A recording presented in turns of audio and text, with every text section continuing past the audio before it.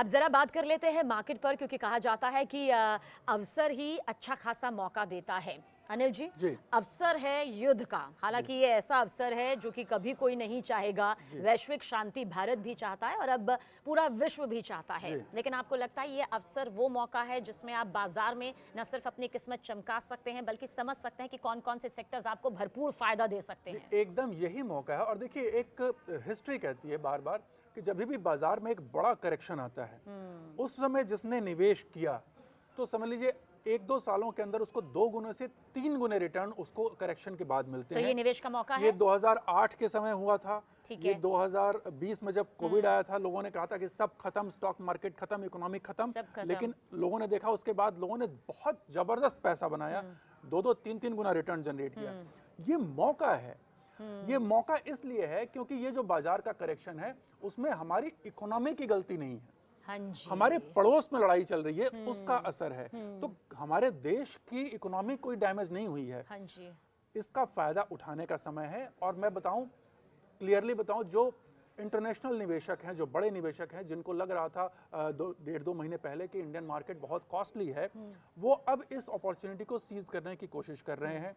वो नज़र बनाए हुए हैं। मेरे जो कुछ मित्र हैं जो पूरे वर्ल्ड में निवेश करते हैं, हाँ जी। तो उनसे मेरी जब बातचीत होती है तो वो कहते हैं अब ये सही समय है इंडिया में निवेश करने का, क्योंकि पहले हमें इंडिया महंगा लग रहा था, अब हमें बहुत अच्छी अच्छी कंपनियां अच्छे अच्छे रेट्स पर दिख रही हैं। तो हमने अब नज़र बना करके उन पर हम ध्यान रखे हुए हैं।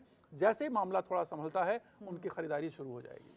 अनिल जी, आपसे यहाँ पर जानना चाहेंगे वो कौन कौन से सेक्टर्स इस वक्त आप मार्केट के लिहाज से, शेयर मार्केट के लिहाज से दर्शकों को बताना चाहेंगे जिसमें वो अपनी अच्छी खासी कमाई इन्वेस्ट कर सकते हैं और फायदा पा सकते हैं युद्ध के इस ऐसे मौके में? देखिए, इस मौके में आपको आने वाले समय में जो सेक्टर बहुत तेजी से आपको रिटर्न देंगे उनमें मेटल सेक्टर है, इंफ्रा सेक्टर है, एनर्जी सेक्टर है, इसके अलावा पीएसयू सेक्टर भी जो है, एकदम पीएसयू सेक्टर, क्योंकि वो डायरेक्टली इंफ्रा से जुड़ा हुआ और बहुत अच्छा करेक्शन हो गया, उसकी वैल्यूएशन बहुत अच्छी लेवल पे आ चुकी है। मतलब ये मौजूदा वक्त में आप कहेंगे कि इन्वेस्ट करिए एकदम। और मौजूदा वक्त में ये नहीं कि तुरंत इन्वेस्ट नहीं करना है। ऐसे शेयरों के जो अच्छे शेयर हैं फंडामेंटली, उनकी एक अलग वॉच लिस्ट बना के रख लीजिए और थोड़ा सा सेटल होने का वेट करिए। जब सेटल हो तो इन शेयरों में खरीदना। ये मतलब जो 4 सेक्टर्स इस वक्त आपने यहाँ पर बताए हैं। एकदम तरीका ये होता है। ऐसा नहीं कि गिरते हुए बाजार में कभी भी खरीदने की सलाह मैं नहीं देता, क्योंकि गिरावट कितनी जाएगी किसी को नहीं पता। तो हम कहते हैं कभी भी do not try to catch the falling knife. आप ऐसे शेयरों के, ऐसे सेक्टर्स के जो लीडिंग शेयर्स हैं उनकी लिस्ट बना करके रख लीजिए, नजर बना के रखिए। अगर आप निवेश करना चाहें तो अभी भी पार्ट में से 25%, 20% अभी डाल के बैठे, और नीचे जाए थोड़ा, ऐसे पार्ट में निवेश करना शुरू कर सकते हैं। तो ये तरीका होता है। अच्छा, ये वक्त लेकिन ऐसा वक्त होता है जिसमें कई बार जो निवेशक है या जिसका अच्छा खासा पैसा लगा हुआ है वो उस खौफ के साए में आ जाता है जहां वो अपने सब कुछ सेल कर देता है, सब कुछ बेच देता है। उन्हें क्या कहना चाहेंगे? एकदम नहीं बेचना चाहिए। देखिए, ऑलरेडी अगर किसी ने नहीं बेचा हुआ है अपने टॉप से, देखिए जिन्होंने पहले लिया हुआ है, तरीका ये होता है, जिन्होंने पहले लिया हुआ है, लंबा उनको प्रॉफिट था तो अब तक उनको प्रॉफिट बुक कर लेना चाहिए था। अगर किसी ने बहुत लंबी अवधि के लिए लिया है, 4-5 साल के लिए लिया है, तो उसको भूल जाए, वो अपनी एसआईपी जारी रखे, अपने इन्वेस्टमेंट जारी रखे, बल्कि डिप में और ऐड कर ले, जो अच्छे शेयर हैं उनको और ऐड कर ले। पर तो अनिल जी, मैं काफी सारे लोगों को देख रही थी, काफी सारे लोगों को जो ये रील्स भी बनाकर डाल रहे हैं कि भाई हमने तो अपना पैसा मार्केट से निकाल लिया, हम बच गए क्योंकि मार्केट क्रैश होने वाला था, हमारा सारा पैसा डूबने वाला था। क्या वो समझदारी रही या फिर आपको लगता है ये तो मौका था इंतजार करने का? नहीं, देखिए होता क्या है, मार्केट में 2 तरीके के लोग होते हैं, समझना होगा, क्योंकि मैं उन दोनों तरीकों के लोगों से इंटरेक्ट करता हूं, मैं जानता भी हूं। एक निवेशक होता है, एक ट्रेडर होता है। तो जो निवेशक होता है वो जनरली वो लोग होते हैं जो फुल टाइम मार्केट में नहीं होते हैं, वो किसी और काम में होते हैं, या तो बिजनेस कर रहे हैं या जॉब कर रहे हैं या किसी और व्यापार में लगे होते हैं। वो इसको निवेश की तरह 5 से 10 सालों के लिए अपना एक अमाउंट यहाँ पे डालते रहते हैं। उनको ये सब करने की आवश्यकता नहीं है। दूसरा एक ट्रेडर होता है जिसका काम है कि जब बाजार बढ़ता है तो उस समय वो निवेश करता है और हाई पे बेच देता है, और जब बाजार गिरता है तो कैश में आ जाता है, फिर जब नीचे आता है तो डिप्लॉय करता है। तो ये ट्रेडर की टेक्निक है। और ट्रेडर वो होता है जो फुल टाइम मार्केट को समय देता है, उसका यही बिजनेस है। ऐसे लोग जो है वो डेफिनेटली जब मार्केट करेक्ट होता है तो अपना बेच करके कैश शेयर्स और कैश में लेके बैठ जाते हैं। बल्कि वो और भी उल्टा काम करते हैं कि जब बाजार गिरता है तो मार्केट को एक टेक्निक होती है शॉर्ट करना, वो शॉर्ट करके भी पैसा कमाते हैं, गिरते हुए बाजार में भी पैसा कमाया जाता है। अच्छा, एक सवाल हमेशा सबके मन में आता है, हालांकि हम बात युद्ध की कर रहे हैं, क्या एक निवेशक ट्रेडर बन सकता है? क्या उसके लिए अलग से कोई क्वालिटी चाहिए होती है, अपना बहुत ज्यादा वक्त देना होता है, क्या क्या होना चाहिए? एकदम देखिए, ट्रेडर बनना, ट्रेडिंग, स्टॉक मार्केट ट्रेडिंग एक तरीके से व्यापार है, पूरा पूरा एक प्रोफेशन है वो। तो अगर आपको बनना है तो आपको उसके लिए कुछ स्पेशलाइज्ड स्किल्स हैं वो सीखनी पड़ती हैं। अच्छा। आपको समय भी ज्यादा देना पड़ेगा और समय से भी ज्यादा है आपको स्किल ज्यादा सीखनी पड़ेगी। अच्छा। उसमें कुछ स्किल्स बहुत रिक्वायर्ड हैं।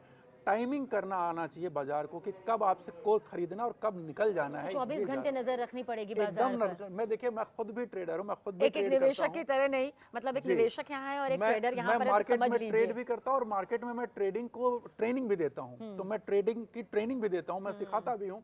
तो मुझे पता है कि कहाँ लोग क्या गलतियाँ करते हैं, कैसी चीजें कहाँ पे क्या सीखनी चाहिए, कौन सी स्किल्स हैं जो चाहिए।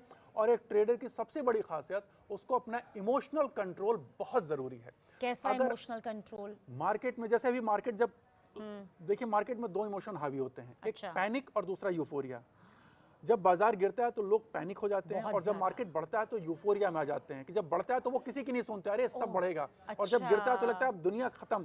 तो ये दो जो इमोशन है, ये दोनों इमोशन के बीच में वो आदमी पैसा कमाता है जो इन दोनों इमोशन से अफेक्ट नहीं होता है। वही एक ट्रेडर की क्वालिटी होती है। जिसको आप समझ लीजिए कि वो एकदम स्थित प्रज्ञ, जो गीता में एक शब्द कहा गया ना, कि जिसके ऊपर भावनाओं का कोई प्रभाव नहीं पड़ता, वो केवल ऑब्जर्व करता है और सही समय पे उसका शॉट और ये जो वॉर टाइम इस वक्त चल रहा है, क्या ये एक ट्रेडर के लिए सबसे एक ऐसा टाइम है जब उसको और ज्यादा मंझा रहता है? वो इस वॉर टाइम से कोरिलेट करूंगा। इस वॉर में ट्रेडर कैसा होना चाहिए, तो कोरिलेशन में बता दो एग्जैक्टली। वॉर में ट्रेडर, सबसे अच्छा ट्रेडर जो होता है वो मशीन गनर नहीं होता, सबसे अच्छा ट्रेडर जो होता है स्नाइपर होता है। अच्छा। तो जो स्नाइपर की क्वालिटी होती है, आप थोड़ा सा स्टडी कर लें क्या होता है। स्नाइपर की क्वालिटी होती है वो 10 गोलियां या 50 गोलियां नहीं चलाता, मशीन गन नहीं चलाता है।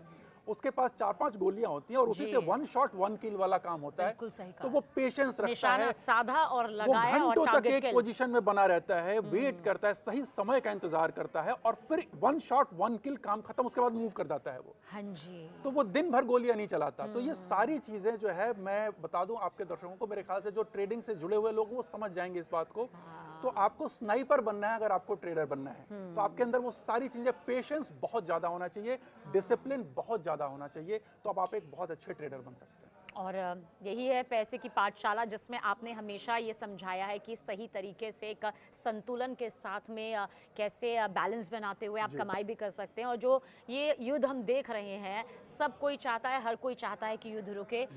ये अर्थव्यवस्था के लिहाज से भी ज़रूरी है और जाहिर सी बात है, युद्ध हमेशा विनाश ही लाता है और विकास की रूपरेखा कहीं ना कहीं पीछे छूट जाती है। लेकिन अनिल जी, बहुत बहुत शुक्रिया। फिर भी जाते जाते आप हमारे दर्शकों को दो ऐसी कौन सी सबसे ज़रूरी बात बताना चाहेंगे जो आपको लगता है कि युद्ध के दौरान सोने को लेकर और मार्केट को लेकर दोनों आपको फायदा पहुंचा सकती है? बात फायदे की। देखिए, बात फायदे की यह है कि कहीं भी आप किसी भी तरीके के इमोशन में या भावनाओं में न जाएं, किसी के कहने पर आप निर्णय न लें निवेश का।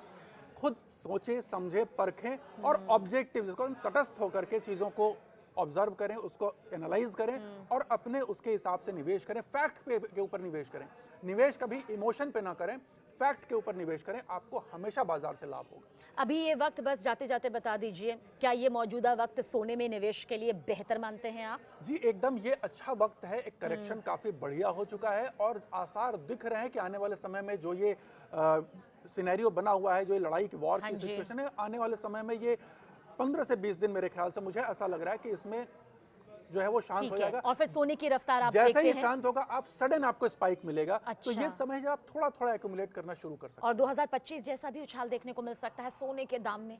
सोने के दाम में अपने जो ऑल टाइम हाई अभी जो बना हुआ 180 183 का ऑल टाइम हाई है, वो अगर ये वॉर रुकती है तो 3 से 4 महीनों में ही आपको वो ऑल टाइम हाई छूता हुआ मिलेगा बाजार मिलेगा। और मार्केट में भी आपको लगता है ये वक्त है आप निवेश कर सकते हैं, जिन सेक्टर्स का आपने जिक्र किया? एकदम कर रहे हैं और हम लोग कर रहे हैं। हम लोग ऑलरेडी वॉच लिस्ट बना करके लोगों को, हम अपने क्लाइंट्स को सलाह दे चुके हैं कि आप बैठिए, समय पर कैश लेके बैठिए और सही समय आ रहा है, अब उस समय में आपको निवेश करना शुरू करना है। बहुत बहुत शुक्रिया एक बार फिर से अनिल जी, हमारे दर्शकों को बताने के लिए, उन्हें समझाने के लिए और तफसील से बताने के लिए कि युद्ध अवसर भी देता है, मौका भी देता है, लेकिन दुआ होनी चाहिए, प्रार्थना होनी चाहिए कि युद्ध रुके और जिंदगी एक बार फिर से हर किसी की ढर्रे पर आ सके। बहुत बहुत धन्यवाद।